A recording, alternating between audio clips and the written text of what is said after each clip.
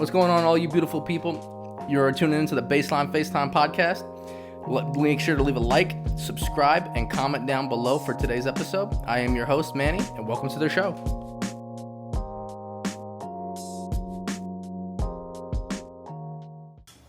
All right, everybody, welcome back to the Baseline Facetime Podcast, episode 5. I can't believe we're already 5 episodes deep, Manny. What's up? Dude, it's crazy to think that we're 5 episodes in already. I know. Time flies when you're having fun. Yeah, we actually are having really fun. This is the best part of doing all of this, not the stuff behind the scenes. That's right. It is not the behind-the-scenes work. Trust us, it was not pretty this evening getting all set up, but we are here. It's a headache and a half. Yeah, and so why don't you remind the people all of the platforms that we're available on?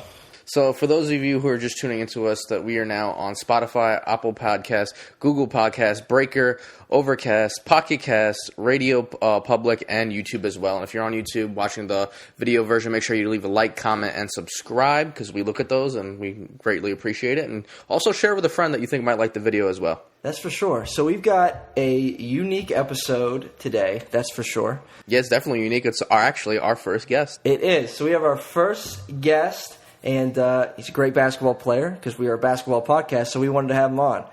And so he's actually a really, really, really good friend of mine since, we were in 4th grade when we met. Those are the best friendships. That's right. And now we're 23 years old, still really good friends. And so his name is Zach Breathwaite. He's joining us tonight from Atlanta, Georgia. Zach, say hello. Hey, Manny. Hey, Troy. What's up? It's great to be on the Baseline FaceTime tonight. Yeah, man. That's what's up. That's what's up. We're happy to have you. So, we're happy to have our first guest, and we're happy that it's you. And so what we're going to do tonight, we're going to talk some ball, talk some, basketball experience on your end since, you've played college basketball for 4 years and you're just out of that and kind of what it's looking like for you even now. And so we're going to get into quite a few things. Does that sound good? Sounds good. Let's get to it. All right. Would you like to lead us off some of his accolades? Because I'm looking at this and it seems damn well impressive. That's for sure. So, like I said, Zach was a 4-year basketball player, and he actually was able to play at 3 different colleges, and we'll get into that in just a moment. So in high school, he was all-area, all-conference, and all-area player in high school. He was a two-time all-conference performer in college and a 1-time district player of the year at Oxford College. He scored a total of 1,120 points in his career. I can't even count that. Very impressive there. And then his most impressive thing to me is what was that, Zach, your sophomore year? Yeah, that was my sophomore year. Yep, your sophomore year at Oxford, you put up 19 a game, put up 11 rebounds a game, and almost 4.5 assists a game. And, of course, that was one of those years. You got first-team all-conference honors, and you were District Player of the Year. So what does that entail, District Player of the Year? Junior college basketball, JUCO basketball, is divided up a little bit differently than Division I or Division II basketball. It's divided into regions or districts. So at Oxford College, we were in District 10, which is mostly made up of schools in Georgia. And so I was named Player of the Year for that particular district that season. That's awesome. I mean, look at the stats, like 18.9 points per game, 10.6, rebounds per game, and 4-point assists. That's pretty damn impressive at the college level. It's impressive. That's not a fluke either. That's going in every single night and putting up a double-double. That's consistency. Yeah, so that's big. And, of course, like I mentioned, so I got to see Zach play in college, Manny, or in college a little bit. Mm-hmm. So I went to 1 or 2 of your games, I remember, and then I got to watch a lot of them online. And but I got to see a lot growing up and a lot in high school. And so one of the questions that I have for you, what is the biggest difference, immediate difference that you noticed your freshman year of college from your senior year of high school? What's the biggest difference? I would say either game speed or physicality. The game is played at a much faster pace in college just because people are more used to what they're doing and they know what they're going to do before they do it. So the whole game moves faster. And then physicality. In high school, you might be dealing with some teenagers or maybe some kids that haven't quite hit puberty yet.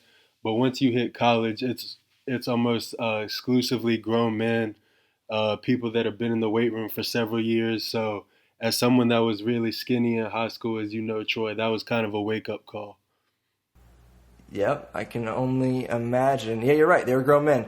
Yeah, it sounds like at that point, once you get to the college level, it sounds like you need more than just athleticism. It sounds like you need work ethic, really, judging by what Zach is telling me, more so than anything. So my biggest thing, because, I never had a chance to play college ball, neither of you, Troy, but, like, what was the learning curve there more so of, like you mentioned, like you needed to get in the weight room more because you said you were skinny. Did you find that to be a little bit more harder to do, like adjust to getting into the whole idea of lifting weights? I don't think it was hard to do. It was really more, I really felt more motivated than anything. My freshman year, I think I was about 175 pounds, which was probably close to my playing weight in high school. And there were games where I got pushed around a lot, so that kind of made me mad. And after that, I was just motivated. So it wasn't a thing where it was difficult to get in the weight room and put in the work. After that point, I wanted to prove to myself. And I think I put on 25 pounds that off season.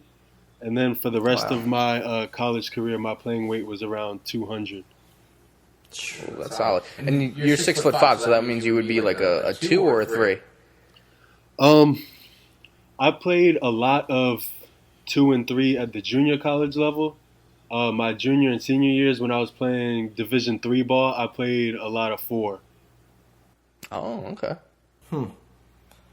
Yeah, I remember that. I think where I saw you play at Bridgewater, so you went to, like we had mentioned, you went to Oxford College, Bridgewater College, and Oglethorpe. Mm-hmm. Where is that at? All 3 or just Oglethorpe? I guess all 3. Oxford College is located in Metro Atlanta, or not Metro, it's about 30 minutes outside of the city, so kind of rural Georgia, but also close proximity to the city. Bridgewater College is in the Shenandoah Valley in northwestern Virginia, and Oglethorpe is in North Atlanta. Okay, that's what I thought. I knew 2 of them were in the Atlanta area. And so one question that I have for you in relation to that. So 3 different schools, obviously 2 in the same area, one near me, near Liberty University. So I got to see you play a couple times at Bridgewater. Mm-hmm. But, one thing with those 3 schools, that's a unique opportunity that you had to be able to play under 3 different programs, 3 different schools, 3 different entirely different cultures, I would assume. And so what was that like, if you could even just sum that up a little bit? Definitely 3 different cultures.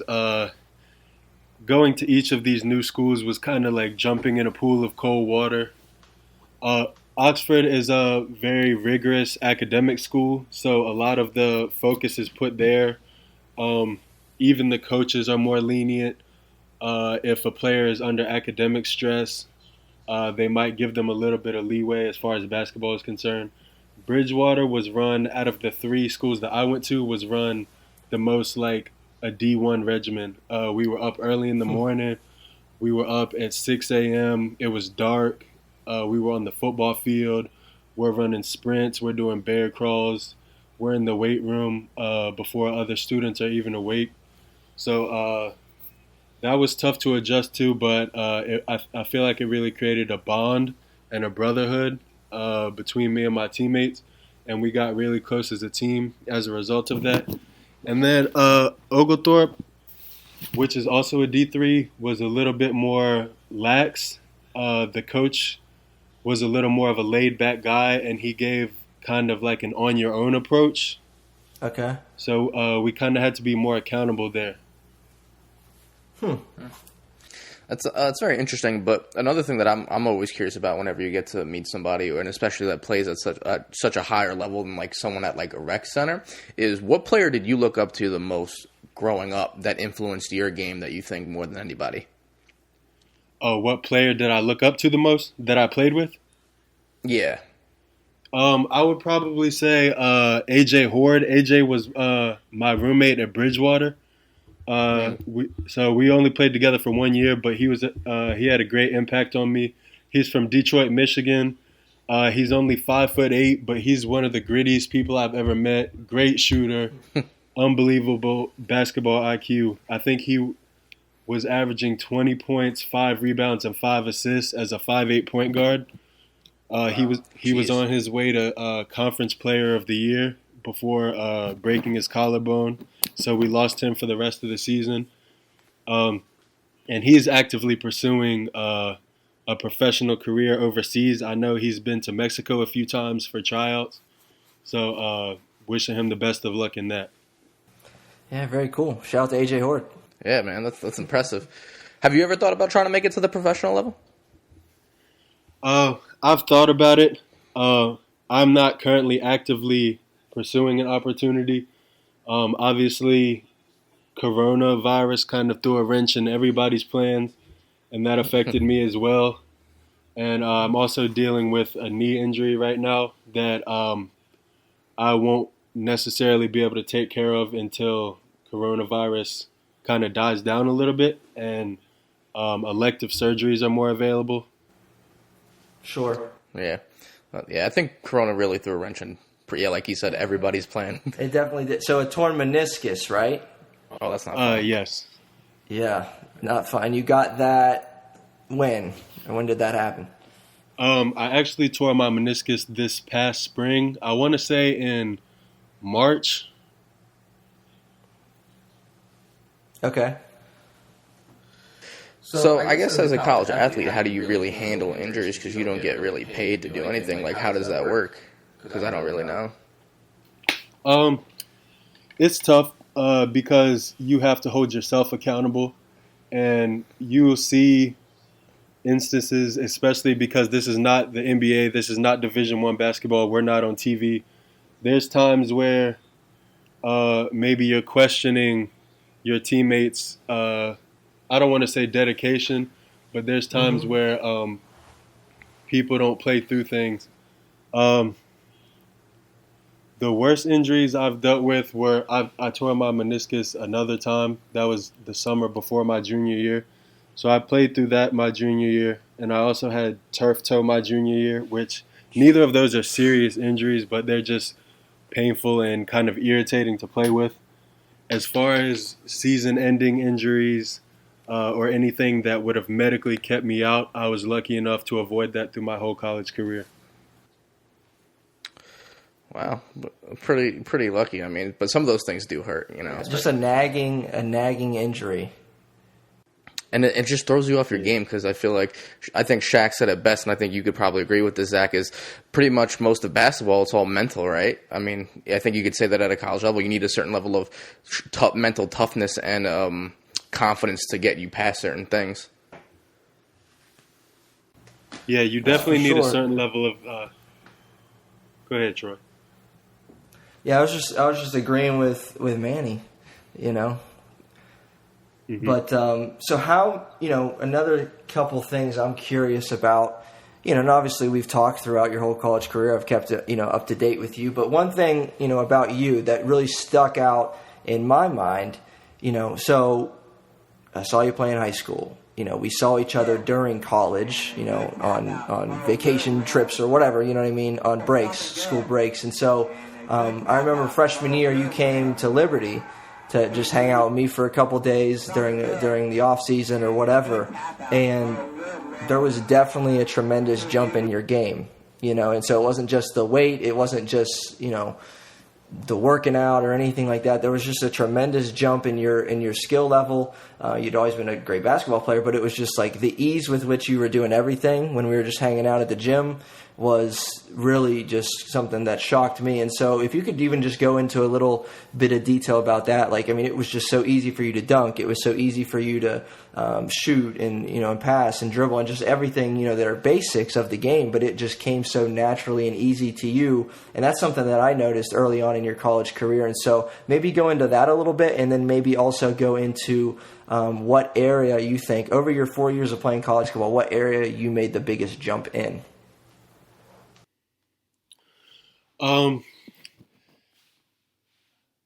would start off by saying that jump, I think a lot of people take that jump when they transition from high school to college, and that's just because in high school, a lot of people are playing because uh, they just wanted to be a part of a team, or maybe their parents wanted them to play, or maybe they just needed something to do in the winter.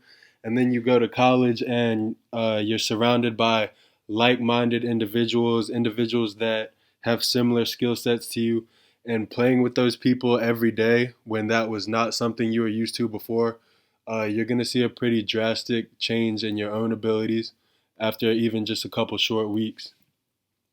And then the area I would say I improved most was probably just my athleticism and explosiveness. And that comes again with the weight training and developing your body. I would say in high school, I was long in high school, but I wouldn't say I was athletic in high school.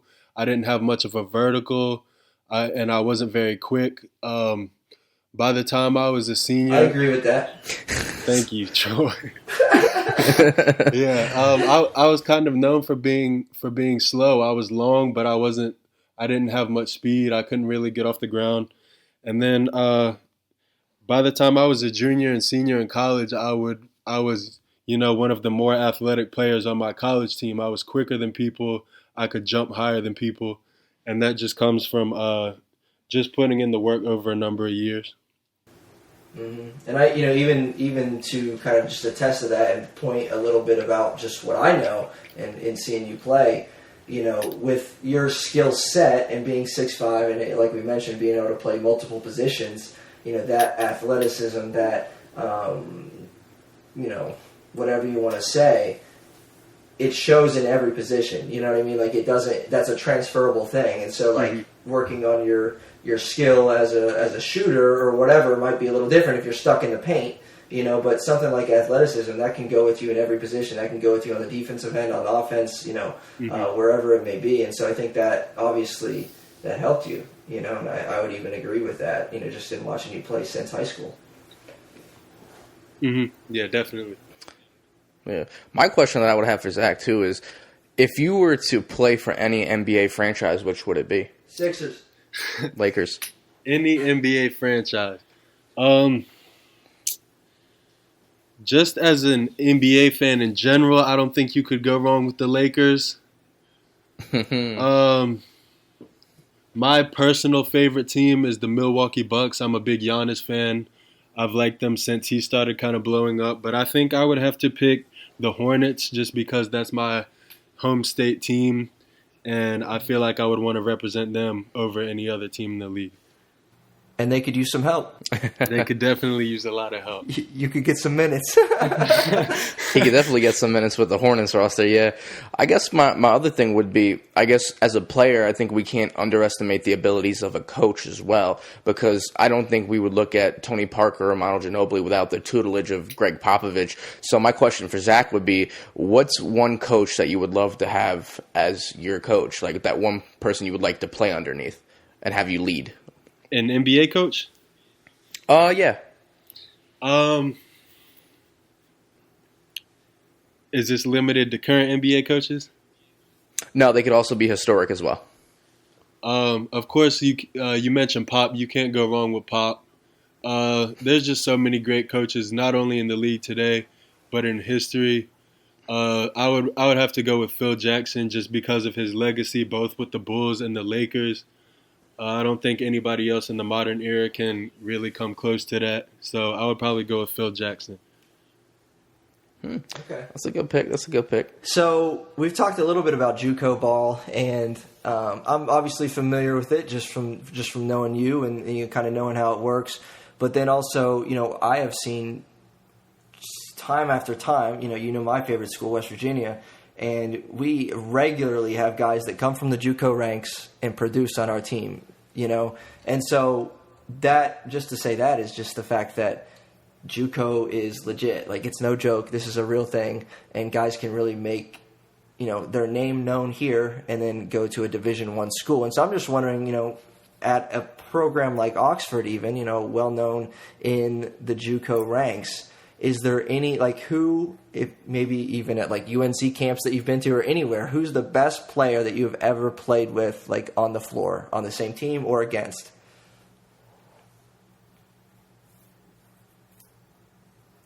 One more time, Troy. Who's the best player you've ever been on the floor with, at the same time, either with or against? Best player I've been on the floor with. AJ is definitely up there. Tom Anungu was a teammate I had at Oglethorpe. 6'8", great presence in the paint. He was a really talented player. I would say the best player I played against was my sophomore year at Oxford. We played a JUCO called Gordon State, and Gordon State was loaded. Whole starting five went D1, and my matchup was Rainier Thornton. You may or may not know him, but he ended up playing at Memphis. He started his last 2 years at Memphis after leaving Gordon State. So that was a pretty tough game on the road. Okay, I think I remember. That was a playoff game or no? It wasn't. It was a regular season. Okay, I do remember you telling me about them. It's saying like they have 5 guys that are going to go D1. And so what made, obviously that team loaded like you mentioned, but what made, a player like that so good? Just in your head, being able to spend 40 minutes on the floor with him, what made him so good? He was so good just because of his basketball IQ. He wasn't much of a scorer. If I had to pick an NBA comparison for him, it would be Draymond Green. I would say he only averaged about 10 or 11 a game. He probably only took 4 or 5 shots the game we played them, but he's just a triple-double threat every night out. He was only maybe an inch taller than me, but probably had 30 or 40 pounds on me. I think he was about 240. Just a legit 10-10-10 guy every night. I couldn't tell you his stat line against us, but I know that season he led his conference in rebounds and assists. Wow. That's impressive. That is Draymond, right? Yeah. It's a good comparison. So I guess for me, what is it, challenging when it comes to guarding somebody physical-wise? Do you hate guarding somebody who's quicker than you, or do you hate someone guarding who has more weight than you and can bully you? Like, what is that one thing that irritates you physically? Or even when they trash talk you, I guess, because that can mess you up as well, too. A lot of people like to trash talk. I guess they think of it as a competitive advantage. Trash talking never really bothers me. I just use it as motivation usually. And I'm not the type of person that's going to say something to someone first. Unless I do feel like I need that boost and that motivation, maybe I might start something up. Innocent me. But as far as physical attributes, I would say somebody bigger like that, somebody bigger like Rainier Thornton, who I just talked about, who kind of wants to put one foot in the paint, put one foot in between both of your feet, and really just use their muscle. Because a lot of times when somebody is that strong, or somebody wants to post you up, there's not much you can do except foul them. On the other hand, when somebody's quicker than you on the perimeter, I might not be as quick as some guards, but I'm quick enough and long enough that I can compensate and kind of take away the dribble as well as the shot. But when somebody wants to post you up and they're that much stronger than you, it's not much you can do. Yeah. Troy's a victim of me when it comes to that, yeah. That's accurate. That's a fact. You know who else in the NBA is good at that? It's like, as being a Sixers fan, you know who I'm going to say. Embiid? Mr. Embiid. If he gets his position that he wants, it's over. You're either going to put him on the line or he's going to score, right? I mean, it's one of two things. And so that actually brings up something kind of interesting this week. Mr. Embiid tweeted this past week. He said this. He said, "After 9 years in America, I finally got my driver's license." How old is this man? 25, 26. He finally got there. He's been in America 9 years, so I think he came over when he was 15, 16, and he finally got his driver's license. Manny, you got any car recommendations for him? He's a big dude, man. I would not recommend any sports cars whatsoever because sports cars tend to be very small and compact, like Ford GTs. Would not recommend maybe a Dodge Challenger, but I mean, even that he's just so big, it's like he needs a lot of room. So for him, I would recommend something like an F-150 probably, something with a lot of room, maybe like a Ram, like a big truck, because that dude is huge. He's a big dude, and that tweet doesn't even surprise me actually because he's just a laid back guy. He plays FIFA and he just hangs out at home. Like he doesn't do what all these other NBA players do, even with all the money he's making. And so it's kind of interesting with him. Zach, you know what happened 7 years ago today? NBA related? I don't, Troy. What happened 7 years ago today? 7 years ago. Manny, tell him. It is Throwback Thursday. Ray Allen hit the shot 7 years ago today to lead the game. It was a game 6 in overtime with 5 seconds with the Heat leading over the Spurs, I believe it was. Put them in overtime, yeah. They put them in overtime. Ray Allen hit the shot, and eventually, obviously, they went on to win that game. They went on to win Game 7, and they got a chip. Where were you guys when that shot happened? Because I remember where I was. I don't even know. Probably upstairs at my house, Zach. You know what I'm talking about. Definitely remember that one, Troy. So why that is interesting and why we even bring that up 7 years later is just think about the impact that shot has had and the impact that it would have had if that had not gone in. So we would be looking at a world where LeBron only has 2 rings. We'd be looking at a world where Kawhi would have 3. And really, I mean, you give a guy 3, he's getting up there in terms of all-time ranks, a guy like Kawhi. And then Tim Duncan would have 6. Living in that world, I would not want to live in that world, even though I'm a Kawhi fan, mainly because I like LeBron James too.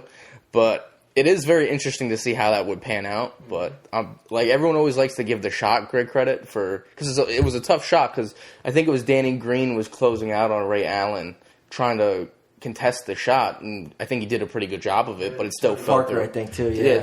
So he had 2 people closing out on him. For him to sink that was not only impressive, but think about also you need to give LeBron James credit because in that fourth quarter he put up a monstrous performance because they were down a decent amount from what I remember in that game.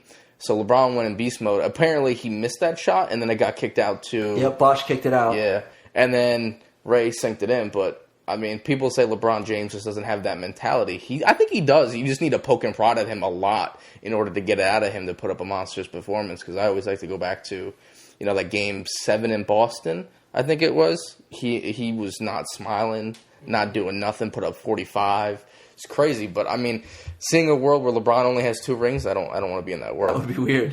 That would be weird. Zach, what do you... So, me and Manny had already talked about this on our last episode, actually. I don't know if you watched. I know you watched a few of them.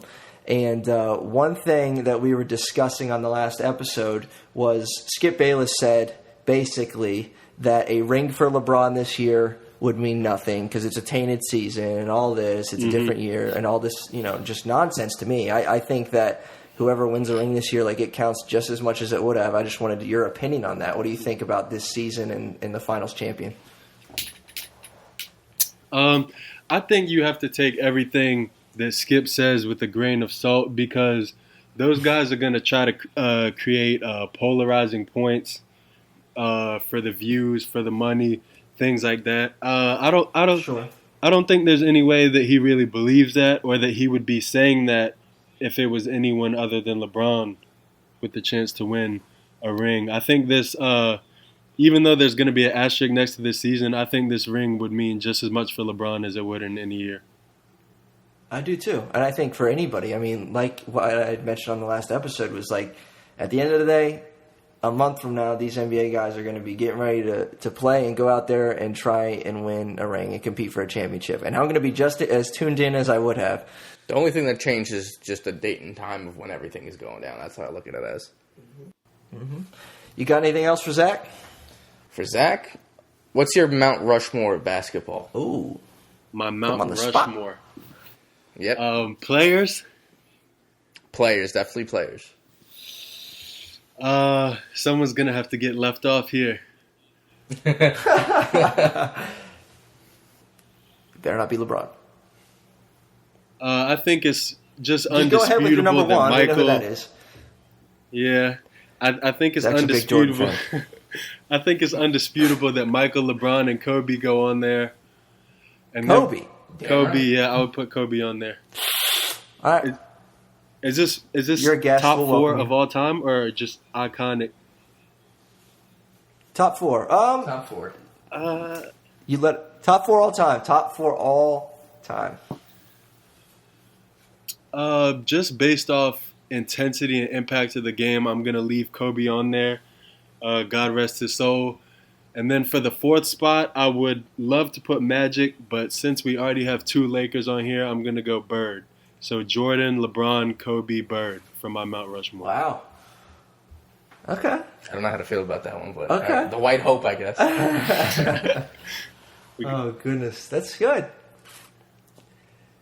That's good. Man, I don't even know, like, for so me, hard to do that. it is hard. I would put Magic on there. I don't even count LeBron as a Laker unless he gets a ring. LeBron, Magic, Jordan. Sorry, Zach. I know you had a heart attack. And then I feel like Iverson would have to go up there. for me, yeah, it was an iconic thing. Yeah. No, just for cultural relevance. Yeah. You know what I mean? Oh yeah. I don't know. Not Kobe. Not Bird. Wilt maybe. We talked about this. Remember? We talked about this a couple episodes ago. I forget who I had. It changed them by the day anyway. So, Yeah. dang. All right, Zach. Well, this has been cool. Yeah. We had our first guest, our first friend of the show. Got to get Zach here live in person. That'd be another We'll thing. work on that. We might have to adjust our camera. He's a little tall. Oh yeah, that's true. But no, we'll definitely work on that. We would love to have you back. This has been awesome. We'll talk some more of what you're doing in the world of basketball. We'll talk some more hoops just in general. I will play Zach 1-on-1 too. That will be a thing if he comes here. Hold the camera, Yes. and it'll be good. So appreciate you being on, Zach. This has been great. Appreciate y'all at the Baseline Facetime Podcast, and I appreciate you, Troy, for having me on tonight. You got it, man. We'll catch up with you soon. Take care. Stay safe. And No problem. Y'all stay safe. We'll have you on soon. Yep. Later, Zach. All right, sounds good. Later, y'all. Oh, I hung up on him by mistake. I felt so bad. All right. Well, anything else, Manny? That's cool. To conclude, I thought it was very cool. For those of you that don't know, that was our first time really doing anything like that. There were some technical issues that were happening as the show was going on. We're going to let you guys figure that out. I gave Troy a look like this. We'll be good because his audio was separate. Yeah. Remember, so I think we'll be all right. Not just that, no, for me, it was like, as we're interviewing him and questioning him, there's a delay. So that's what the technical difficulty was. So it was very hard to do that and time it right and not speak over each other. And most importantly, it was like, you want to hear what he's saying. You know, he's got knowledge that we don't have of him playing at the college level. No, I enjoyed having him on here. We need more guests, I feel like. We're going to continue to have guests. We'll hopefully have him on again, like we said. And this was a cool episode. And thanks for joining. Thanks for tuning in. Thanks for listening. Hey, Troy, if I can get Embiid on here, would you be happy? I would be extremely happy. Okay, and Ben Simmons too? Even more happy. All right, what about LeBron? Very happy. Really? Yeah. As a Laker? Yeah, it'd be fine. We'll get there eventually. Okay. But, hey, anything else? No, just make sure if you're on YouTube, leave a like, comment, and subscribe. And if you're on Apple Podcast or Spotify, of course, also hit that subscribe. And I don't know if there's a notification bell you can hit on those things. I'm not really. If there is. You should if there is. And if you're on the other platforms that we are on. We're on a bunch, man. We're on too many. I That's just the want to problem. read it because it's fun. It's not too many. It's great. Google Podcast, Breaker, Overcast, Pocket Cast, and Radio Public. If you're on there, thanks for joining. Thanks for joining too. Like, comment, subscribe if they have that. We've never been on those sites. But yeah. All right. That's right. Yep. We'll see you next time. Yep. Peace.